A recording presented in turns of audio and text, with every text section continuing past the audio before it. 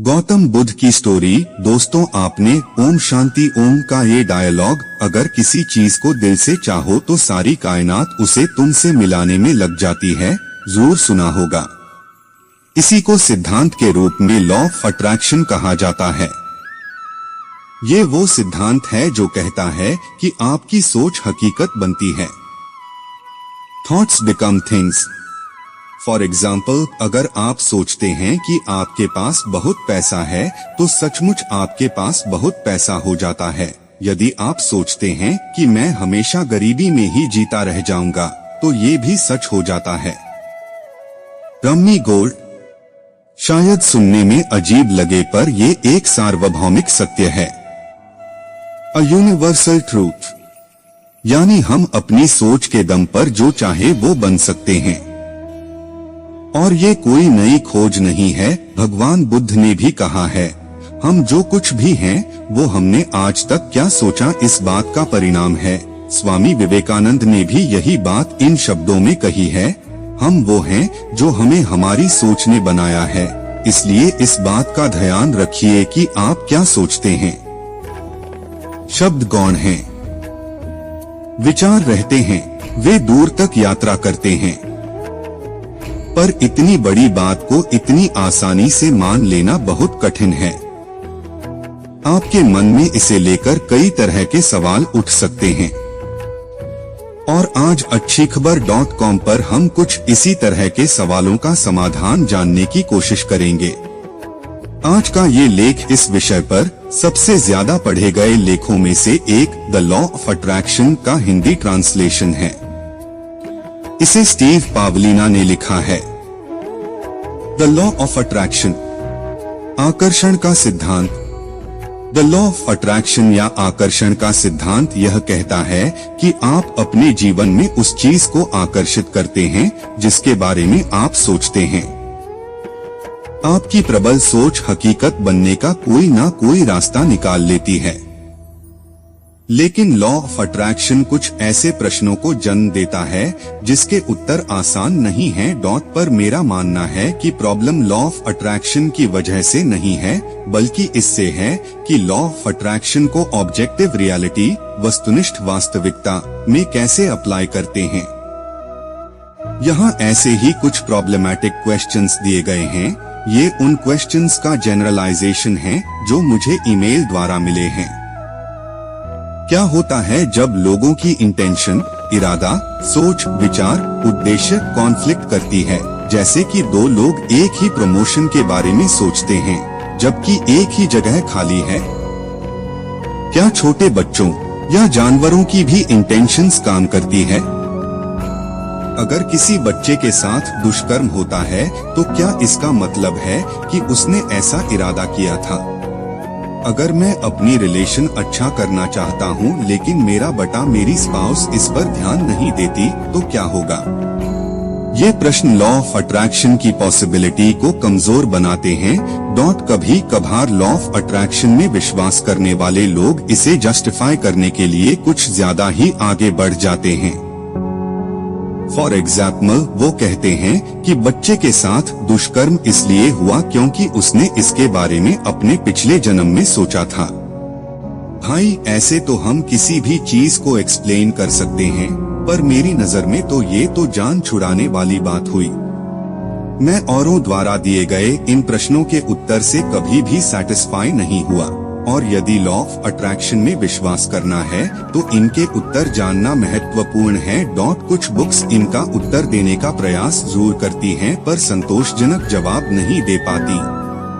पर subjective reality, व्यक्ति निष्ठ वास्तविकता के कॉन्सेप्ट में इसका सही उत्तर ढूंढा जा सकता है।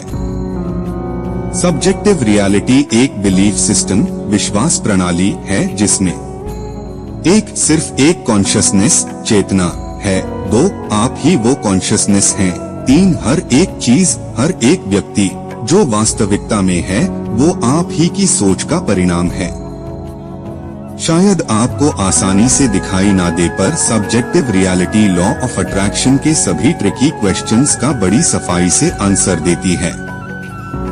मैं एक्सप्लेन करता हूँ। सब्जेक्टिव रियलिटी में केवल एक कॉन्शियसनेस होती है, आपकी कॉन्शियसनेस।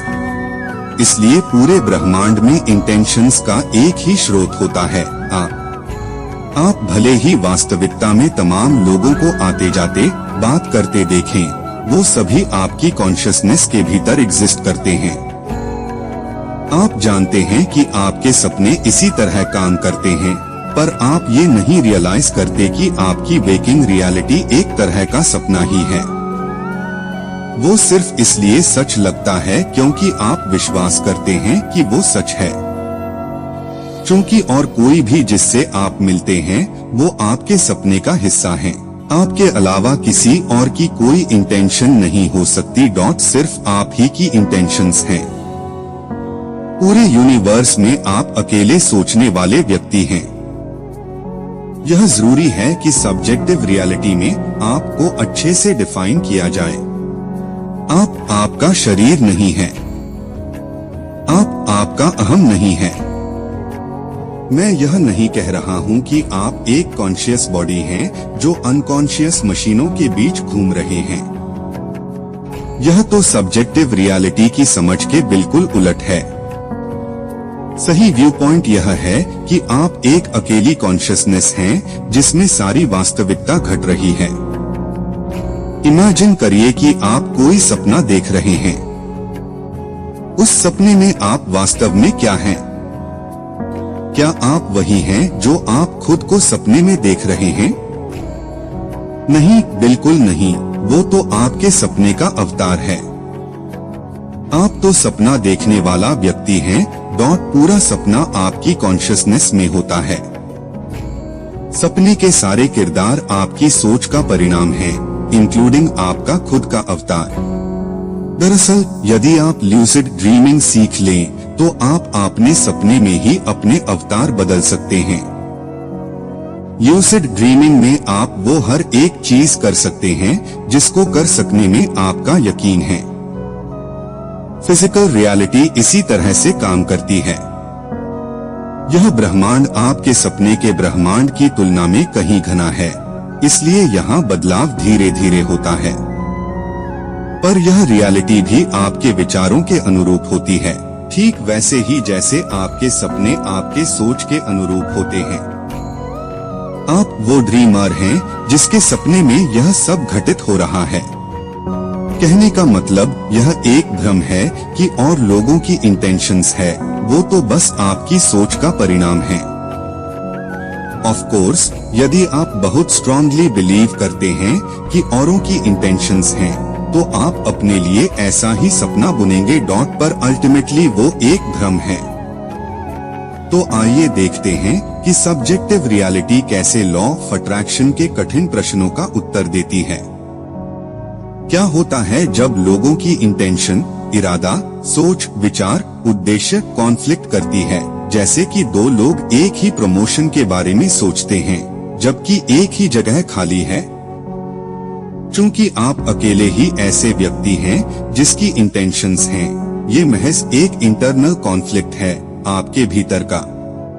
आप खुद उस थॉट इंटेंशन को जन्म दे रहे हैं कि दोनों व्यक्ति एक ही पोजीशन चाहते हैं, लेकिन आप ये भी सोच रहे हैं इंटेंडिंग कि एक ही व्यक्ति को यह पोजीशन मिल सकती है।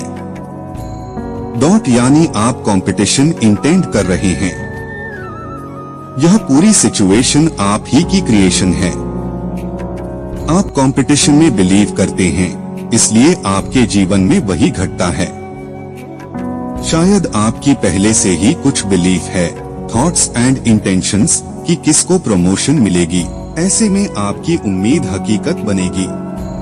पर शायद आपकी ये बिलीफ हो कि लाइफ अनफेयर है, अनसर्टेन है, तो ऐसे में आपको कोई सरप्राइज मिल सकता है क्योंकि आप वही इंटेंड कर रहे हैं। अपने यथार्थ में एक अकेला इंटेंड होना आपके कंधे पर एक भारी जिम्मेदारी डालता है। आप ये सोचकर कि दुनिया अनिश्चित है, अनफेयर है आदि अपनी रियलिटी का कंट्रोल छोड़ सकते हैं, पर आप अपनी जिम्मेदारी नहीं छोड़ सकते हैं। आप इस यूनिवर्स के एकमात्र रचयिता हैं। यदि आप युद्ध, गरीबी, बीमारी इत्यादि के बारे में सोचेंगे तो आपको यही देखने को मिलेगा। यदि आप शांति, प्रेम, खुशी के बारे में सोचेंगे तो आपको ये सब हकीकत में होते हुए दिखेगा। आप जब भी किसी चीज के बारे में सोचते हैं तो दरअसल उस सोच को वास्तविकता में प्रकट होने का आह्वान करते हैं।